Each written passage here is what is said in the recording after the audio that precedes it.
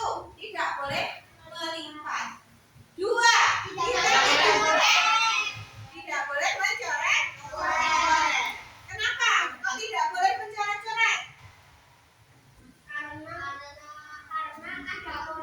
Karena uang ini bukan kertas biasa atau mainan. Uang ini untuk menjaga kebersihan, kemudian menjaga nilainya, kita tidak boleh mencoret.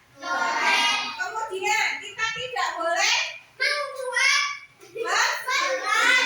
merobek atau menyobeknya. Kemudian tidak boleh meremas.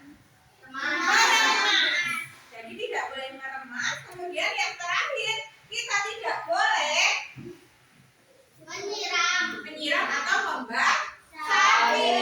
Jadi ada 5 cara kita menjaga dan merawat uang rupiah. 1, jangan melipat. 2, jangan mencoret. 3, jangan sobek. Kemudian jangan diremas. Dan terakhir jangan membasah. Itu cara kita cinta pada rupiah. Bagaimana kita harus bangga terhadap rupiah, anak-anak? Kira-kira bangga tidak kita punya rupiah? Bangga, karena rupiah itu adalah alat pemersatu bangsa Indonesia. Selain bahasa, uang itu juga pemersatu. Kenapa kok pemersatu? Coba kalian orang tinggal di Jawa, kalian mau beli di Sumatera, kira-kira uangnya sama tidak? Pakai apa? Iya,